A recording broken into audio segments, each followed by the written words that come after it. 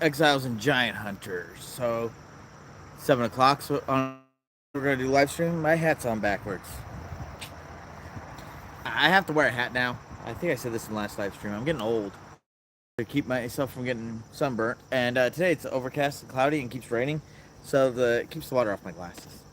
But anyway, we're gonna turn the compost and we're gonna talk about some stuff today. Well, start out with our compost is right around 120 degrees, which is right where we want it. I'm gonna shove this in the other compost pile, the Johnson Sioux style. Oh. Before I walk away,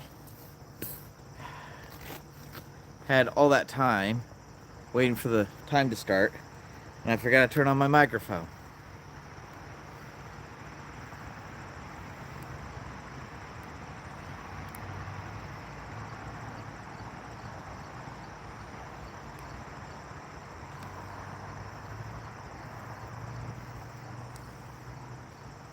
Alright, we'll hook that up there. That's the transmitter with the microphone in it. Plug the adapter in. Plug the cable in. Yeah, this is a lot of stuff. Sorry, I should have had this done already. Hey, yeah, you get what you pay for, and this live stream's free. So, okay, I hope you can still hear me. If not, I think I just turned on live chat, so if you can't hear me, say so. Or if one person watching this just happens to be Sarah, you just stick your head out the door and yell at me. All right. Oh, what was I saying? Oh, we got the Johnson Sioux style slower composter over here. Let's go put this in there and let it get up to temperature.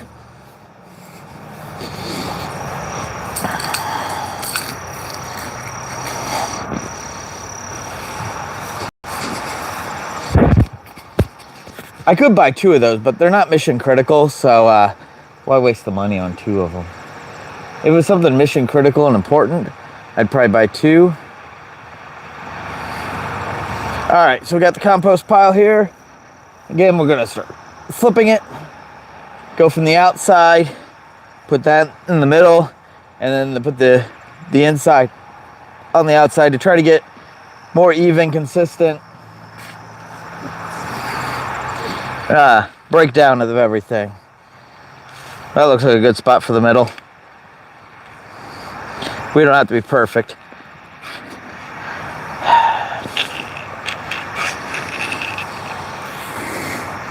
Almost there. There we go. We got. Oh, this is really starting to break down and look nice.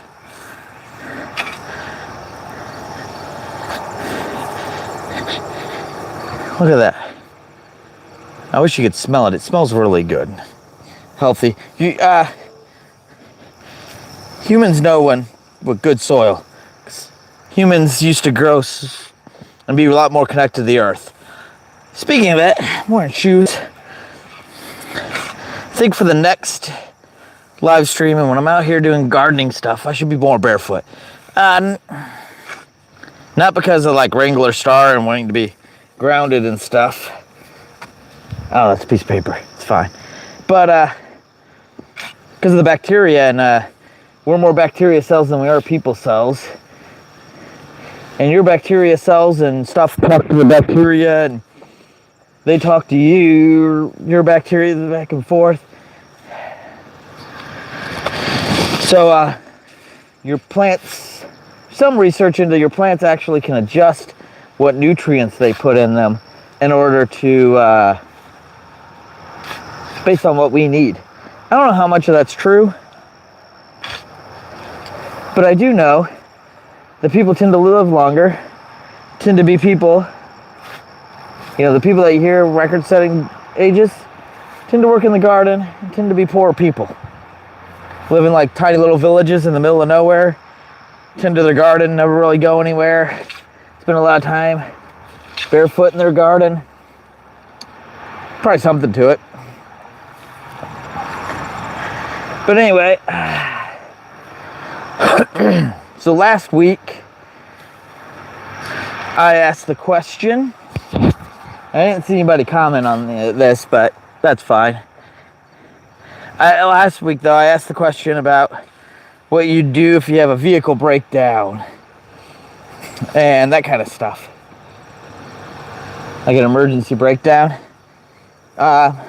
Something me and Sarah need to work on is having a toolkit that goes in each of the cars. We got plenty of tools, we just need to get them organized and put into a kit and put in each car. And along with that, keeping up on routine maintenance, checking things out, making sure the car's up and running and stuff. And then also, AAA is not a bad idea, but also like knowing people and having a strong group of people around you that can come help you. Which, speaking of having a group of people, that's going to be our main topic for the day when we get there. But, let's see. Oh. Comment, or the emergency scenario for this week. Again, go ahead and leave what you would do in the comments, and I'll discuss what I would do next week. Discuss any comments if anybody leaves them this time. But anyway, what would you do if you were home and somebody broke into your house? This is a basic security question, and I have a list. I need to get it published on my website of some basic emergency stuff. That's what we're going through. It's just basic routine. Some of, like, car breaking down, that's not that huge a deal. Happens to people all the time. Somebody breaking your house, not as common, but still something you should be prepared for. So all these things are variable stuff like that. Job loss, somebody getting sick in the family, you have to take care of them. Air conditioner going out. Oh, we got some sort of spider living in there. Well, that's good. We need a good ecosystem. We're trying to restore as much of the natural ecosystem as we can and get rid of invasive species in our backyard. We do have the Japanese quail, and we're going to be getting chickens. Neither one of those are natural, but whatever. As much as we can. We got tomatoes growing, but a balance between natural systems and systems that work for us. These potatoes, they don't break down very easily. All right, but our main topic today is going to be a preparedness group. All right. Some people think, oh, I don't need a preparedness group. I don't need anybody. I can do it. You can't do every job on your own, dude. Go look at ancient times. Nobody lived on their own. And the people, not even ancient times, just times before today. Like, the only people that can live completely on their own without other people in their life today, they live on the internet. They Uber Eats all their food. And they, like, watch Netflix and stuff. They're still relying on other people. They just don't know any of their names.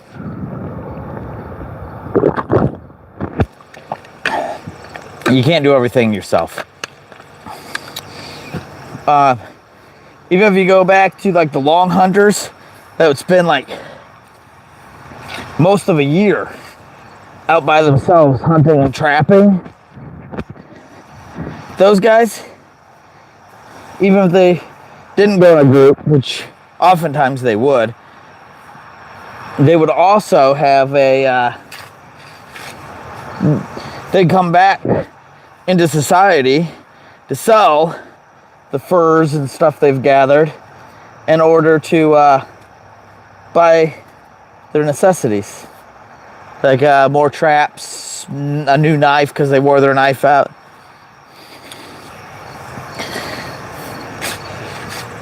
So you got this guy, something Dunbar, created the Dunbar number. It's basically the amount of number of people that you can actually, like, know. Not just like, oh yeah, I know Steve, he's Joe's cousin.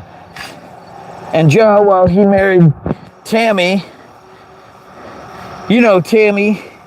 That's Ruth's kid. You don't know any of those people. You just know their names and how they're related to each other. I mean, like, you know people like your friends and stuff like that, and you know details about their lives, and you care about them. And, well, that number's about 150 people. Well, it also happens to be about the size of small villages, and about the same number you need to do every job in a community. Provide enough food, shelter, security, clean water, all those kind of tasks. Well, I don't think you're gonna get a prepper group up to 150. My goal is to start, or is to keep working on expanding the prepper community in Ligonier, where I used to live, and work on building that same sort of prepper community here in Mishawaka, where I live, and then hopefully get the Ligonier group up to speed, and them running their own group and better organized on their own without me, and then get the Mishawaka group up to speed and spend more time with the Mishawaka group, and then have two groups working together, and then start trying to reach out to other prepper groups in the area and create a prepper group network. Now, Freedom Cells kind of already does that. I really need to get on Freedom Cells. It's like freedomcells.com, freedomcells.org, something like that. It's a social media for people who want to start groups of people that are freedom oriented. And I really need to spend more time on there, less time on Facebook. I really don't know why I use Facebook. It's like a garbage fire. Calling it a Facebook's garbage fire is an insult to garbage fires. Anyway, so eventually what I want to do is, like I said, a network of prepper groups, all connected, all running independently, that I'm members of, and have a member like in my Mishawaka prepper group, also be a member of one like in South Bend, and one of them in Ligonier, be a member of a prepper group in Kendallville. So all these groups are all interconnected in the web, so we can help each other and provide support for each other. Now there's these guys, it's called the American Redoubt Movement. They moved up into like the Idaho, Montana area, out in the middle of nowhere. All of them live out in the middle of nowhere. And there's sort of a group that get together and do things together. But from what I can tell, they don't do a lot together. And the group's kind of fallen apart over the years because they live out in the middle of nowhere. They have trouble seeing each other and doing things together. So prepper groups should be meeting together often and doing things together. Something I'm trying to get my group to do is meet together more than just once a month to learn different skills, but also when somebody has a big project, like here, I'll show you a big project, me and Sarah. So me and Sarah want to take the pool and come about 2 feet up on the pool and bury it, and then plant plants around it and some biological filters. That's a long-term project. But we want to see if we can get our group together sometime. Let me see, is that good? That's a better angle for you guys. In the next couple months, see if we can get that done. Also, we're gonna have a group camp out next month. We're gonna be canning apple products from one of the group members' apple trees. Have our own little apple festival. I want to start doing more of that stuff and build a community. I don't want to just be like, oh, we're preparing for doomsday. I want us to be ready for Tuesday. So that phrase actually comes from Bear Independent here on YouTube. He's a pretty intense guy with his preparedness stuff. His prepper group that he has, before you're allowed to join it, you have to have like a year's worth of food that he can inspect, and like a trailer full of water, and like 1,000 rounds, I mean, all this stuff. And well, I think that's nice. It's better to have a group that functions and is good, dedicated people on their way up there. See, I could say that. I want everybody in my group to be at least at my level. But I got a lot of work to do myself. I wouldn't be allowed to join Bear's group. So I want to take people that aren't very prepared and work with them and build them up to where they're more prepared, and build the group that way. Grab a drink of water.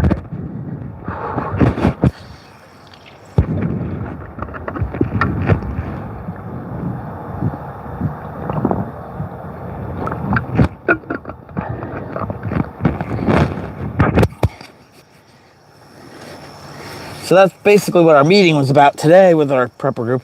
It's getting everybody up on the same speed, getting them doing more. I need to start showing in our group text that we have every day, at least a couple times a week, the progress me and Sarah are making. And that way, hopefully it'll motivate them. Whew, that towel's pretty toasty. Oh, and if it's part of the reason this is taking longer to break down the normal compost piles. I'm not moving it as often as I should. And also, the wood chips we use were kind of big. This probably needs some more green added to it, but whatever, it's at the right temperature. I'm gonna just keep going with it. I don't care if it actually takes a little bit longer. It's good exercise. I need to get rid of this. Get more of these. Get in better shape. But anyway, we need to start posting on our preparedness group chat at least once or twice a week, stuff we're doing around the house to try to become more prepared.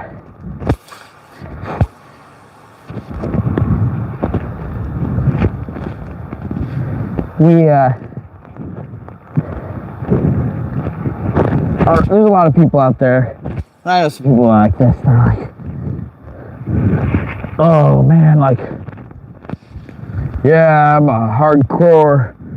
I have all these skills. I can shoot a flea off a dog's back at 1,000 yards. By the way, that line's from Back to Future 3. The worst of the three, but still a good movie. Anyway, I could shoot, there's people out there I've met, I could shoot the flea off of a back at 300 yards. I don't need or the only group I join is people equally as high speed as me. And I can grow all my own food, even though I don't. But I know how. And when things get bad, I only want people in my group that can shoot and shoot as well as me or better and grow all their own food and blah, blah, blah, blah. Listen, what I tell people like this is the only people that you're describing are Navy SEALs that happen to be self-sufficient farmers. I don't think there's such a thing. And if those guys existed, they might, I don't know. If those guys existed, what do they need with you? Like, Get yourself up to higher speed. Get yourself, like, if you think you can grow all your own food, grow all your own food. Me and Sarah aren't growing all of our own food. It's gonna be really hard to tell because of the weeds in the burn pit. So right here's the weeds in the burn pit we gotta take care of. No, we're not gonna burn the plastic. It just happened to be thrown in there. In a garden. Now our garden's gonna go from that shed clear out to the other side of the burn pit here next year, and it's gonna be wider, bigger in every dimension. But we're still not growing all of our own food. Oh, we got these quail, but they have to eat. We're not growing all the food for the quail yet. We're gonna put a greenhouse in. Put a greenhouse in over here between this fence and the house.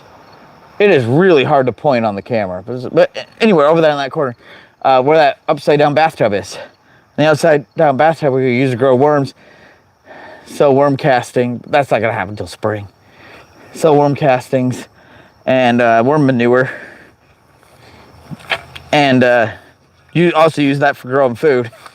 Like I said, we're expanding, but we're nowhere near where we want to be. So why would we expect to have a group that's beyond us? Now, it'd be nice if other people in the group were beyond us, and we got people in the group that are more prepared in certain ways than we are.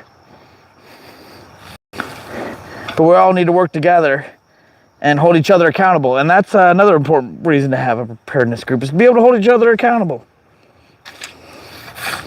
Let's see, what else do I got on my notes? Oh. How do you start a group? Well, I started my group by just paying attention to people around me and what they were saying, and then inviting this person to join the group, then inviting that person to join the group, and just talking to people. Well, actually, first talking to people. So when me and Sarah first started dating, we had our first date. We talked, we got to know each other, hung out for a while, texted back and forth for a while, hung out more and more, started spending more and more time together, and then got married. And now we spend as much time together as we can. You do the same for your prepper group. You don't try to get married on the first date.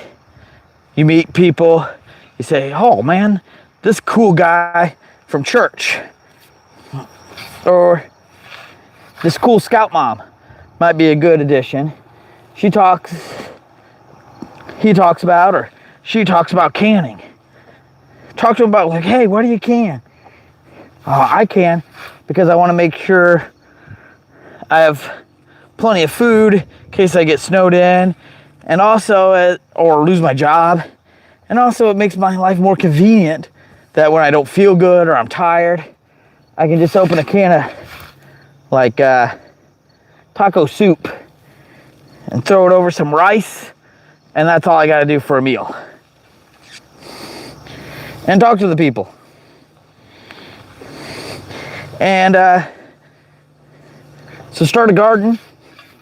Go to a gardening club.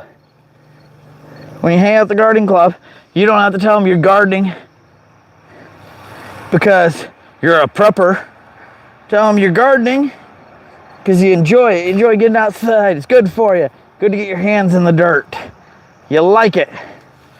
And as you talk to more and more people, be like, yeah, hey, did you notice during the pandemic, the food shortage? Man, I was glad I had a gardener. Man, I wish I had a garden. And work your way from there.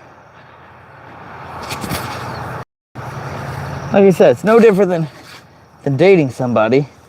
Only your goal is to build a community with them, not become married to them. I'm already married to Sarah, who I lucked out when I married her and or met her, and she was already at least a little interested in preparedness. And I helped focus her and show her that it's not this big overwhelming thing that's hard to do. You know, buying a ton of cool guns and ammunition and buying pallets of MREs. That it's more a holistic thing. And I also lucked out that since marrying her, I've been a lot less the kind of guy that wants to buy all the cool guns and body armor and all that stuff. And of course, for the YouTube algorithms out there, talking about firearms, talking about airsoft. Airsoft, we don't. Airsoft. No real firearms. Anyway, so we make a good team. I really lucked out with her. That's also something. Pray about joining a group, finding a group.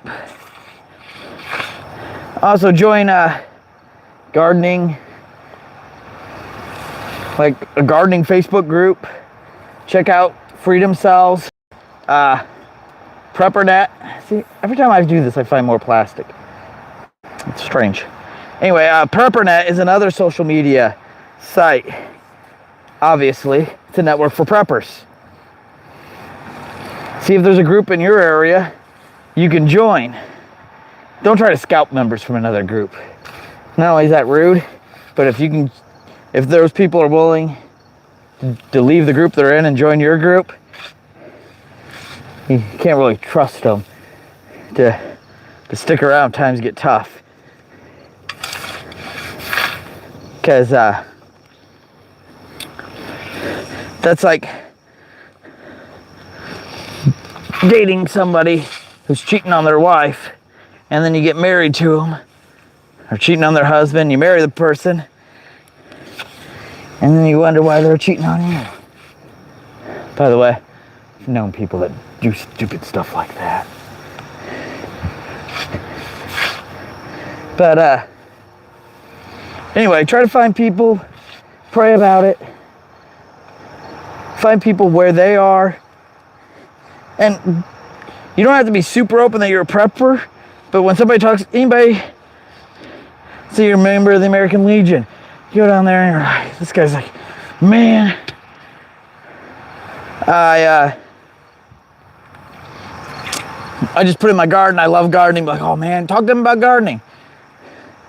Like I said, you meet an old lady at church, talk to her about canning. Like, oh, I don't know any old ladies in my group. Well, that old lady might know more about canning than you do, or probably knows more about canning than you do. And my case, and probably most people's cases, that old lady probably knows more about raising children and childbirth and all that kind of stuff than you ever will. And that's an important skill to have. Hey, we're up to 3 people. Look at that, ain't we fancy?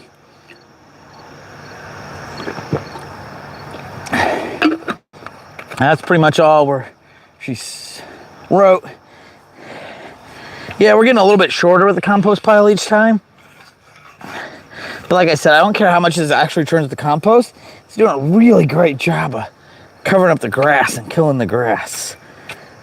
And I'm really happy with that alone. Because we want to replace this all with natives. We need to go up.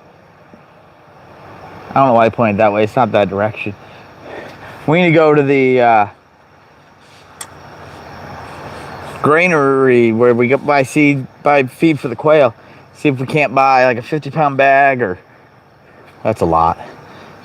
Maybe a 15 or 20-pound bag of wild flower and wild plant, and start planting that in areas where the compost is starting to cool off.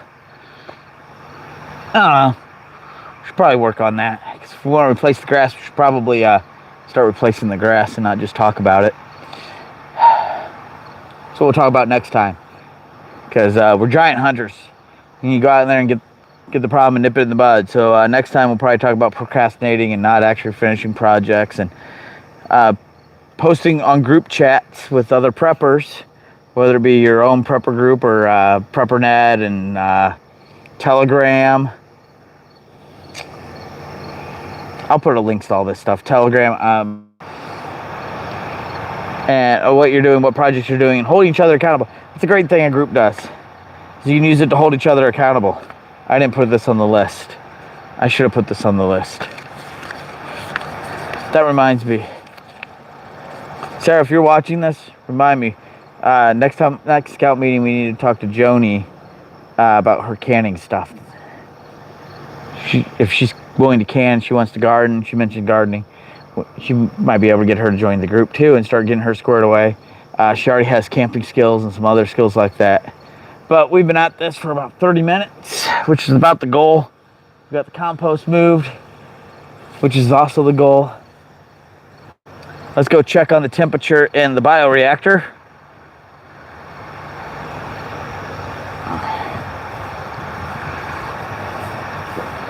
Tomorrow I'll probably go get some more mulch and put another layer of mulch in this thing. Yeah, it's getting pretty nasty with it needs more mulch in there. So the bioreactor, we're a little cool. We're only at 70 degrees.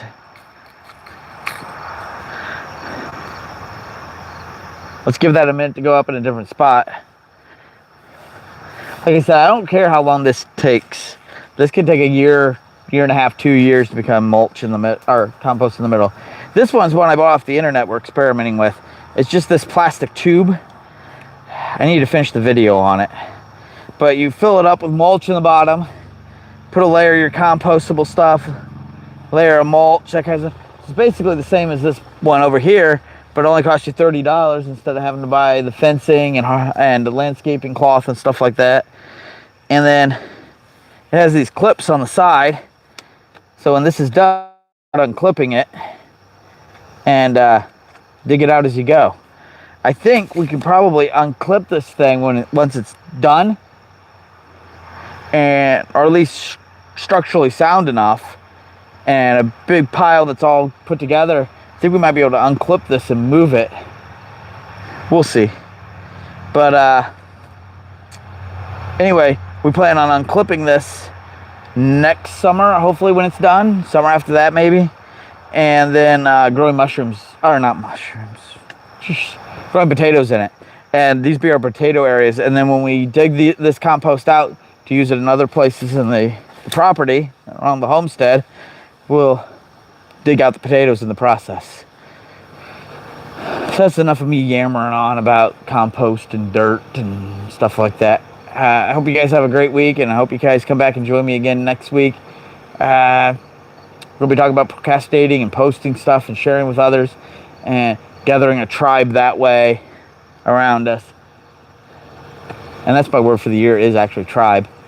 Not doing the greatest job growing my tribe, but I didn't necessarily mean growing it as in growing numbers, strengthening and becoming a more cohesive group. And I only got a few months left in this year. I need to really work on that. But next week we'll talk about growing our tribe by communicating and holding each other accountable and holding ourselves accountable through that. Yeah, that's a good topic for next week, along with discussing what we do if somebody broke into our house while we're home. So I hope you got something out of this. I hope you have a good, productive week and get some stuff done and grow your tribe and grow your homestead and become more prepared. And with that, that's all I got for this week. So God bless you, and remember, we, his people, will start rebuilding. All right, I think if I remember right, I have to push this X to get it to stop.